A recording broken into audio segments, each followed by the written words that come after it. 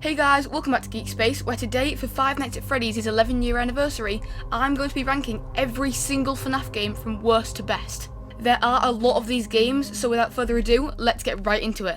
Coming in last place, we have FNaF AR Special Delivery. Released on November 25th, 2019, FNaF AR was unlike any of the other FNaF games because it used augmented reality technology. This meant that the animatronics appeared like they were invading your own home. Now, the reason why I put this game here is because the gameplay loop was really boring. You just span around in circles and stared at static the whole time. This game was so bad that even a Lumix took it off the App Store. We haven't heard a single thing about this game since March 2024. I do like some of the skins though. Some of them are really good and some of them are, different. I really like Freddy, Frostbear and Chocolate Bonnie personally, but then there's also this abomination. But overall, all that puts FNaF AR in last place. Coming in at number 14, we have Ultimate Custom Night. Released on June 27th, 2018, Afton's hell is honestly hell for us too. I do like how you get to choose which animatronics you're going to go up against, but once you've played it once, you don't really come back to it very often. 50-20 mode is a cool challenge, but it definitely is a challenge. I personally haven't beaten it yet due to its almost impossible difficulty. It also gave a lot of characters voices that didn't previously have one. For some reason we got JJ in this game and not Withered Freddy. The roster choice in this game definitely was a choice. There's no Withered Freddy or Foxy, no Funtime Freddy or Jacko Bonnie. Also, there's very weird, very cringy high score cutscenes, such as Bear of Vengeance, where Samurai Freddy plots against Samurai Foxy for some reason. There's also Toy Chica's high school years. That one's pretty self-explanatory. I'm not too sure why I don't like this game much, but I just kinda don't, landing this game at number 14. Coming in at number 13, we have Sister Location. Now, Sister Location was the 5th entry in the FNaF series and drastically strayed from the base format we all knew and loved. We could sort of move around by clicking where we wanted to go. Also, it was the first game to introduce voice acting. Although this game is amazing on your first playthrough, it's so boring on subsequent ones. Most of the game is scripted, so anything that was scary at first isn't scary at all anymore. Also, the checkpoint system in this game is so bad.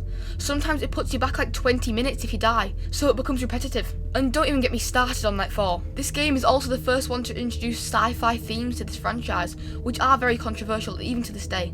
The animatronics in this game are some of the best in the franchise though, like Circus Baby, Funtime Freddy, or even Ennard. Speaking of Ennard, I do really like his boss fight, even though it's really unforgiving. But overall, that lands Sister Location at number 13 on my list. Coming in at number 12, we have Security Breach's DLC, Ruin. Released on July 25th, 2023, Ruin promised a darker and scarier tone than the base Security Breach.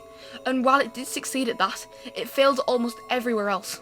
Near the beginning of the game, there are a lot of scripted jump scares that didn't really appear in the rest of the game. Those jump scares were really cool and scary then, a bit like Sister Location, are boring and stale on repeat playthroughs. A way to improve this could be to make 20 or so jump scares per room, and then make the game choose 2 per playthrough to show you. This would make the game both scarier and more replayable. Other than that, the entire game is so linear to the point where it really gets boring. Like, even the daycare section is one linear path. The Vanny mask is a good idea, but also a really bad one. For a series that started off pretty grounded in reality, now has a mask that you can put on, which lets you walk through solid objects, walls, and literal portals. The environment in this game is really good and scary, but still suffers from being really linear. The puzzles are pretty boring and repetitive, with the same node puzzle over and over again. The animatronics have really good designs, looking destroyed and mouldy, just as they should. Also, this game is the first one to introduce the Mimic, with this god-awful design. Roxy has her little redemption arc in this game, which I really like. The protagonist, Cassie, is much better than Gregory. And that's about all I have to say. A good game brought down by its linear aspects.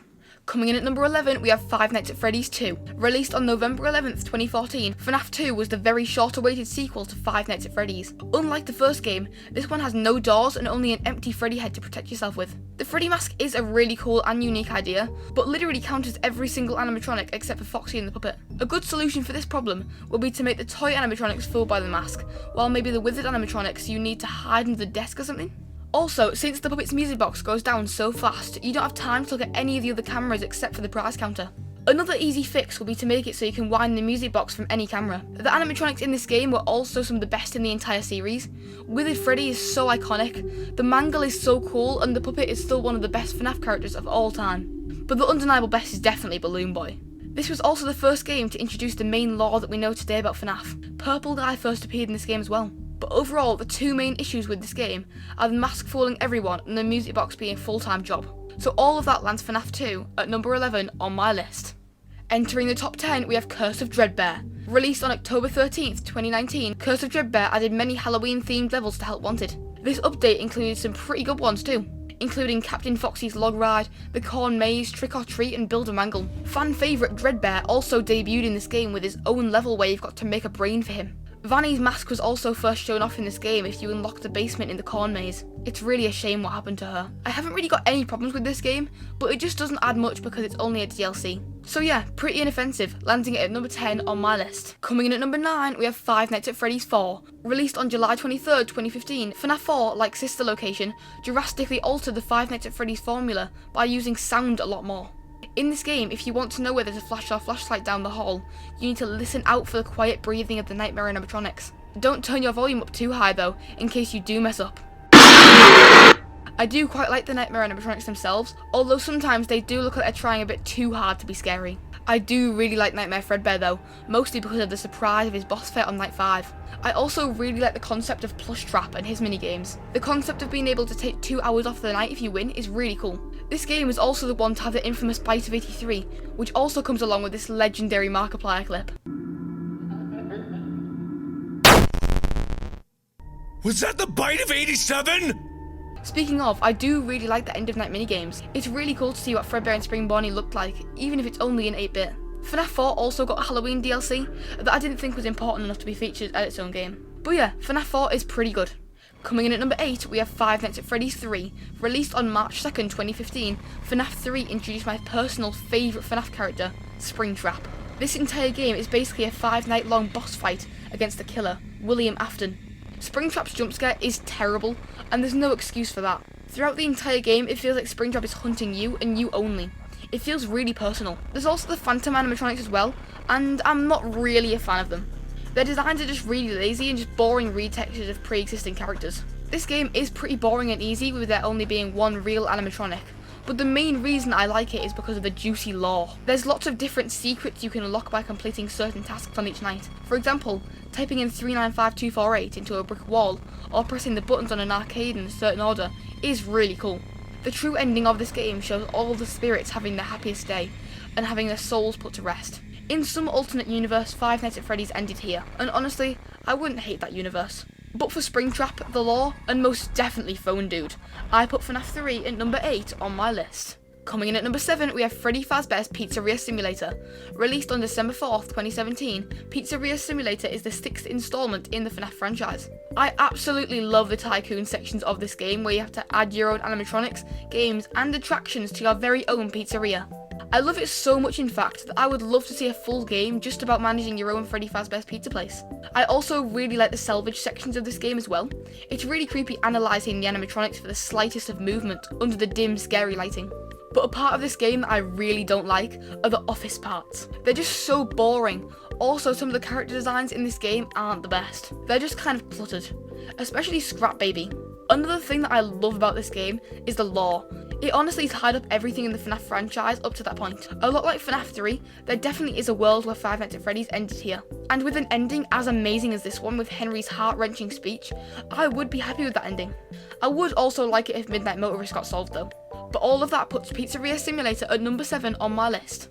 Coming in at number 6, we have Five Nights at Freddy's 1. Released on August 8th, 2014, this game was the one that started it all. It may be simple, but honestly, it still relatively holds up today. Its ambience is still really scary, and the jump scares still work. This game definitely holds some of the best characters in the entire franchise as well, with the original Freddy, Bonnie, Chica and Foxy. The doors, lights and cameras have now become a staple of FNaF, and nothing that we know now would be here if it wasn't for this game. The mystery of Golden Freddy and the unnamed killer were enough to create theories around this game, creating a giant community almost immediately after release. So just for how iconic everything from the first game is in this franchise, it now, 11 years later, goes in number 6 on my list. Entering the top 5, we now have Into the Pit, released on August 7th, 2024 by Megacat Studios. Into the Pit was an adaptation of the book sharing its name. Unlike the other FNaF games, this one has an 8-bit style throughout the entire game. I absolutely adore this style. It just makes the game stand out so much and be so unique. This game can also get away with some violence due to its style as well. The main threat, the pit creature, feels so ominous and terrifying. I do also really like the extra content, like the optional mission to fix all of the arcade machines. I also really like how you can see what the pizzeria looks like during the past and present. It's really interesting. I haven't really got any negatives with this game. It's a really nice little side story to what was going on in the main story when it was released.